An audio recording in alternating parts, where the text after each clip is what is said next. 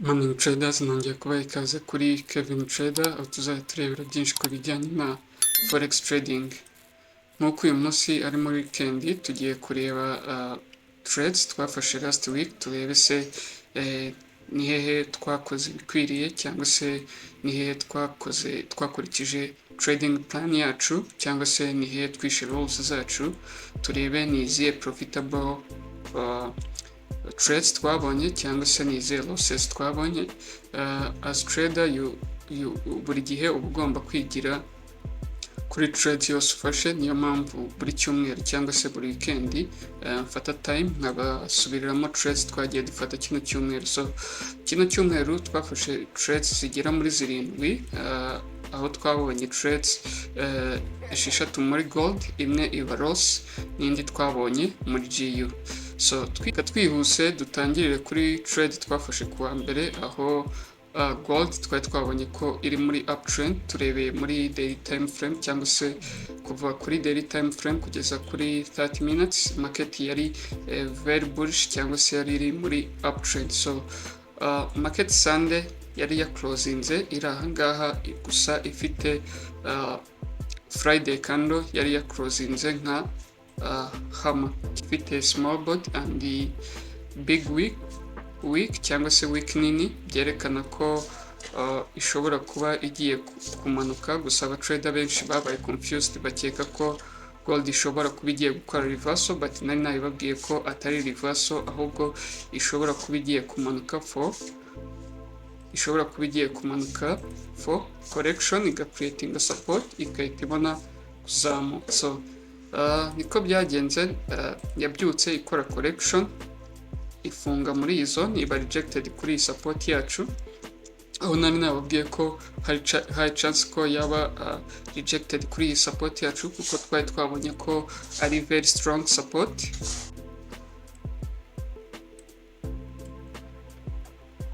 Kandi nababwiye ko support cyangwa se resistance iba strong iyo yabaye rejected byibuze inshuro eshatu. So nk'uko yari bullish, nabyutse asanga trade ya mbere twari gufata yari iri muri iyi zone.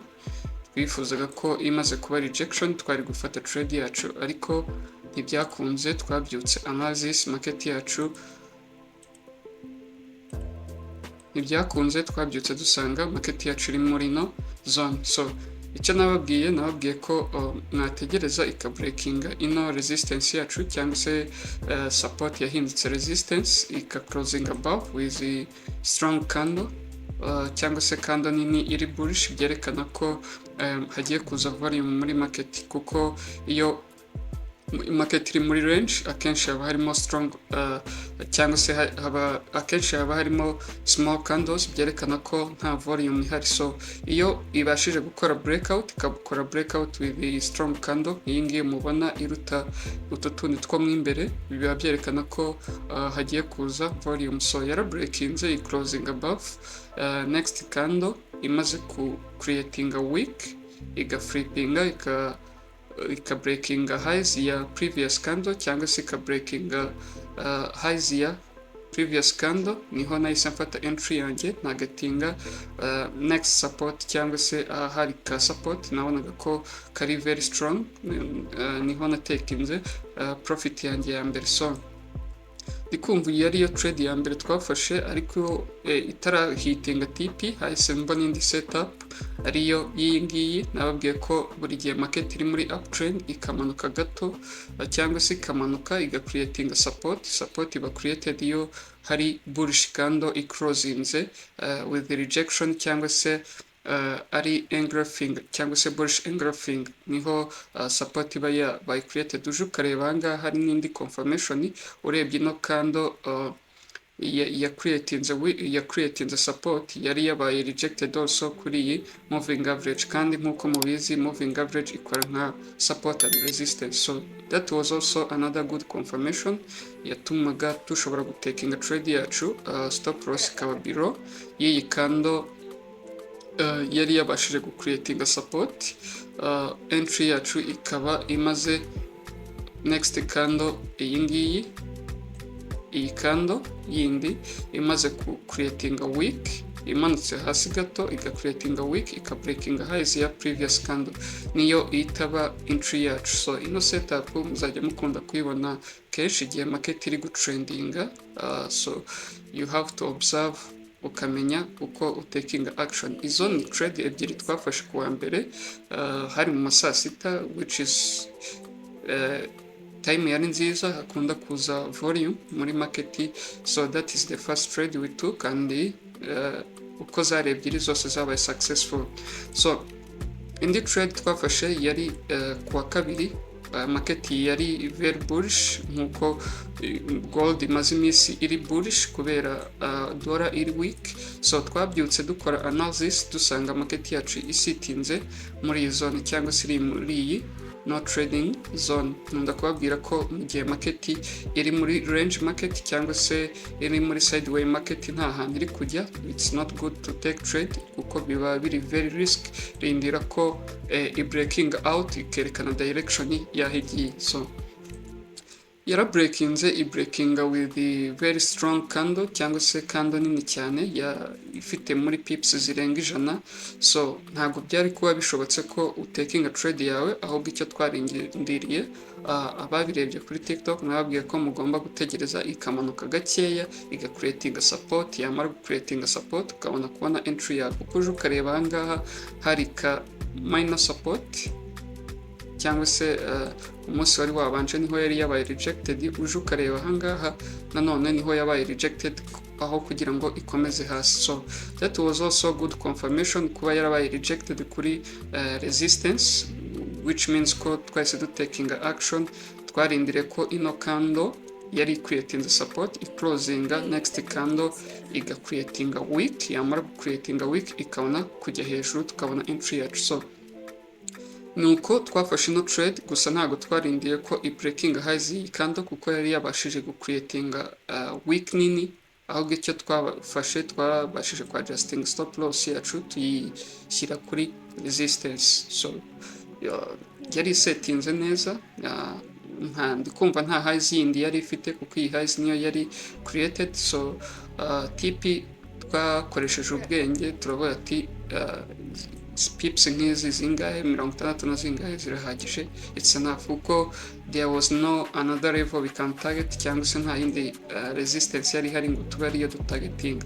Iyo niyo trade twafashe kuwa kabiri. Yindi ya gatatu, indi trade twafashe yari iyo kuwa gatatu, aho market twabyutse isitinze muri iyi zone cyangwa se iri muri iyi yari yamaze, aho twabyutse market yamaze kubreakinga ino zone yacu cyangwa se ino range yacu, ahubwo iri muri gutrendinga ahangaha. So hari resistance nari nababwiye ko mugomba gutegereza ikabreaking above ikaza igakora rejection kuri support yacu ikabona gukomeza hejuru.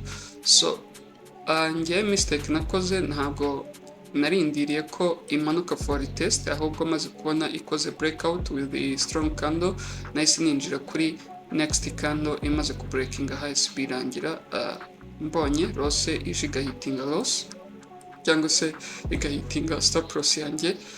Mistake nakoze nkuko mubibona market yari muri uptrend, yari iri gutrending. Ubundi market ukuntu igenda kambereke,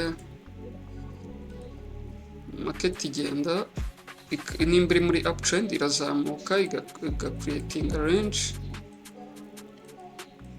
ikabreakinga ya range ikatrendinga cyangwa se ikajya muri uptrend ikongera igacreatinga indi range kugira ngo ibone uko ikomeza hejuru. So uje ukareba ahangaha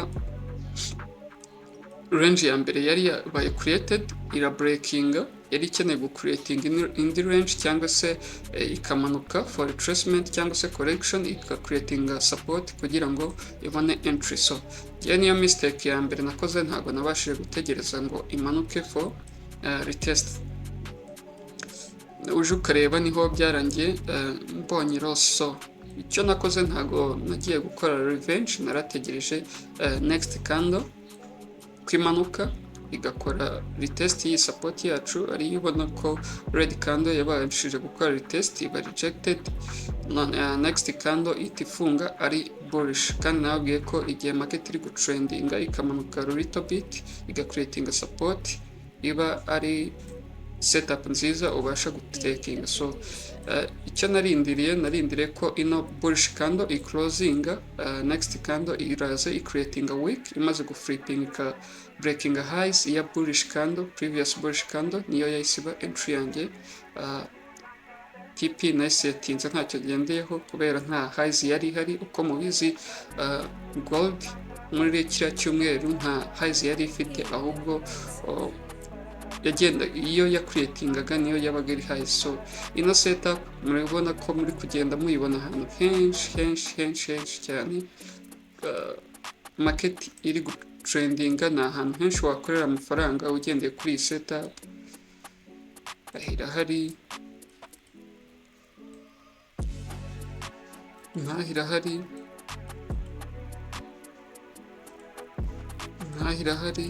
ni ahantu henshi cyane iri. So kumva ino setup ni setup uzabona kenshi cyane izagenda iguca mu maso. Mbere yuko ngaruka kuri ino trade ndashaka kuyivugaho nkayisobanura neza. Niyo twatekinze ejo kuri NFP, reka mbanze njye kuri GU nze kuyibasobanurira neza. So trade natekinze, reka wenda mpere muri daily time frame niho ndibibasobanura neza.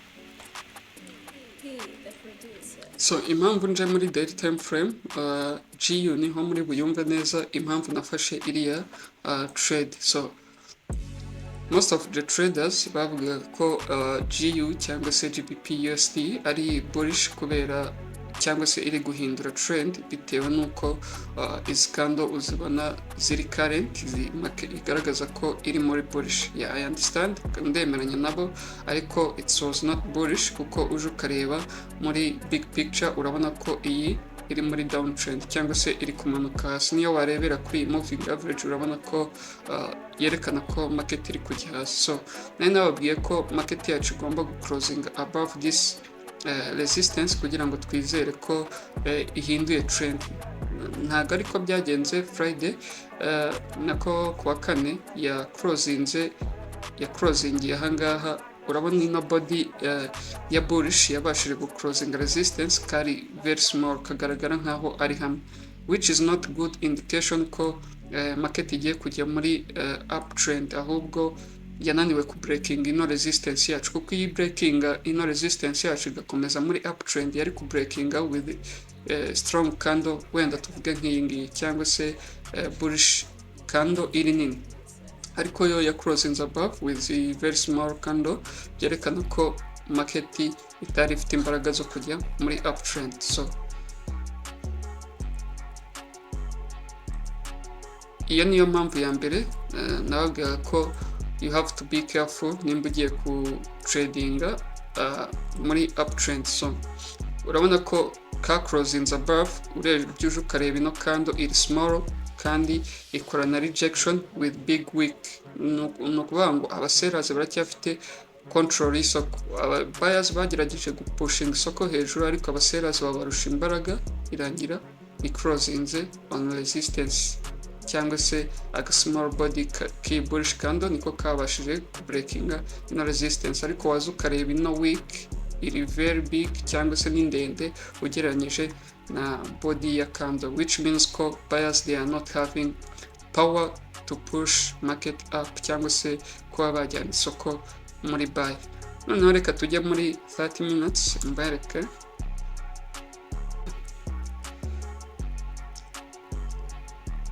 Murabibona ko ino trade twayifashe ari kuwa kane. So muri 30 minutes niyo mpamvu aba traders babaga confused cyane.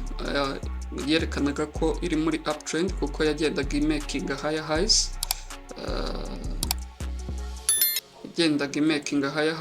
higher low, higher highs, higher low, higher highs.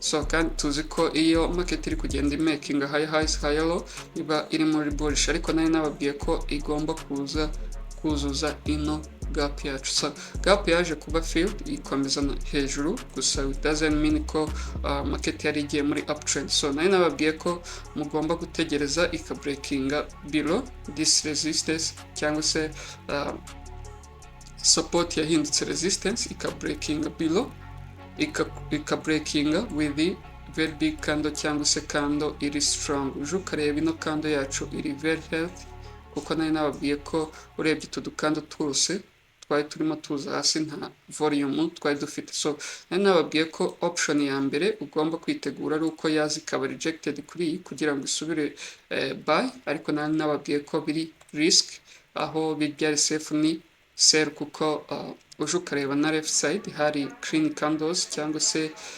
candles zabashaga gutrendinga zitari muri range market, means ko hari high probability ko n'isoko niryongera kuhagera riri bubashe kugenda. So niyo logic yari behind mbonye candle imaze kubreakinga ino resistance yacu igacrosinga below with the strong candle. Icyo narindiriye ko ino next candle ibanza kuzamuka gakeya igacreatinga week murayizi ko kandi bigizwe n'ibice bibiri, hari body na week rero ni akarongo. So yamara kubreakinga rose z'iyi candle ahita kubona entry yanjye nka targetinga next support. So uko byagenze trade yacu yabaye successful. I hope ko abari barebye analysis zanjye babashije kwifata, kumva ari ibyo nagendeyeho kuri GU mfata trade yayo. Noneho reka tujye kuri gold, mbereke trade nifashe kuri. Impamvu nababwiye ko ino trade nashaka kubasobanurira ino trade yari irimo logic, cyangwa se byasabaga kuba uri experienced trader. Reka tujye muri 15 minutes. NFP yari Friday, market yacu yari iri muri no range, cyangwa se yari yakomeje kugenda muri no range. Reka nyigire muri white, market yacu yari iri muri no range, yananiwe kuba yayi breaking ikajya hasi ikatrendinga down, cyangwa se ikajya up. So icyo nari nababwiye abarebye kuri TikTok, nari nababwiye ko ndi guha amahirwe menshi ko gold yaba bullish, se yajya muri uptrend, kuko nari nababwiye ko idolari riri weak ugereranyije na gerageje kubasobanura muri text na postinze, mwagenda mukazireba. Nari nababwiye ko Amerika situation ubu ngubu irimo idolari ryayo ritayemera kuba ryaba strong, kubera ko ibi bintu Trump amaze kujyaho. Trump yagiyeho kuri 20 z'ukwa mbere. Ikintu cya mbere yihutiye ni kwirukana abimukira. So icya kabiri yihutiye ni ugushyiraho taxes kuri Chinese product na Mexico na Canada. So ibyo byose ni ibintu byari gutuma bijya idolari riba weak. So reka mbasobanure kuri NFP. Reka tujye kuri NFP mbereke data zasohotse. Nababwiye ko wenda kuba atazi NFP ni report isohoka muri first week y'ukwezi Friday, buri gihe isohoka isaha imwe. Ahangaha biba ari 9:30 zo mu Rwanda, niho izo news zisohoka. So NFP icyo bivuze ni job zabaye created, havuyemo iz'ubuhinzi, cyangwa se badashyizemo izabaye created in agriculture. So means ko ari companies na industries n'ibindi byose, ariko badashyizemo izabaye created muri agriculture. So turebye impamvu nari nababwiye ko ndi kwitega ko idolari ishobora kuba weak, gold ikaba bullish, nuko Trump ikintu cya mbere yakoze ni ukwirukana abimukira nibo bakoraga cheap work, cyangwa se utuzi tworoheje, cyangwa se tudahemba menshi two muri industries na other companies. Nibo benshi, nibo bari umubare mwinshi bakora utwo tuzi. So arabirukanye, means ko job hasigayemo icyuho muri employment. Icyo gihe ntabwo data zizerekana ko izo job zabaye created, so means ko idolari ryari kuba weak. Another thing, kuba yakirukana bimukira ni ikintu cyagaragazaga ko idolari rishobora kuba weak, kuko ntabwo bizerekana ko job yabaye created. Kandi nababwiye ko mu gihe ntuza data zije ziri red cyangwa se ziri umutuku, means ko n'idolari riba riri bearish, means ko urebye nk'ahangaha bateganyaga ko utuzi tuzaba created ari ibihumbi 10, ari ibihumbi 169, ariko berekana ko ibi byabaye created ari ibihumbi 143. So means ko ibyo bateganyaga byaje biri hasi, so means ko idolari ryagombaga kuba weak. So uje ukareba no kuri unemployment rate, berekana ko unemployment rate yagabanutse, which means ko abimukira bose bari mu gihugu badafite kazi basubijwe iwabo, means ko unemployment ntabwo bari bubarwe nk'abari mu gihugu cyangwa se nk'abashomeri b'igihugu kandi batakirimo. Niyo mpamvu byerekana ahangaha ko unemployment rate yabashije kugabanuka. So that means ko idolari ryari rifite kuba weak cyane ugereranyije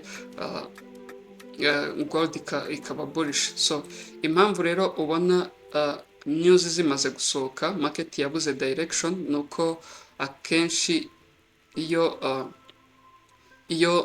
NFP data zije ziri red na unemployment rate nayo ikaza ari red, cyangwa se byose biza biri red, market icyo gihe kuri gold iba downtrend, gold ikazamuka. So urebye ahangaha rero isoko ryabaye confused, kuko unemployment cyangwa se job zabaye created zabaye ari nk'aho ari nkeya, ariko unemployment rate iragabanuka. So means ko isoko ryabuze icyerekezo rijyamo. So uje ukareba rero logic yatumye mfata ino trade, narindiriye ko iyi candle idecidinga direction ya iclosinga ari doji, nta direction ifite. So next candle nayo ya closings imeze nka hammer, gusa ifite small body, biterekana ko ari strong hammer. That was not also good confirmation. So another big confirmation ahantu twayikuye nyayo, uje ukareba ino candle yaje testinga ino support yacu, irangije iclosinga weak nini yabaye rejected, body ari ntoya ariko ari hammer, which means ko hari market yari igiye kujya up.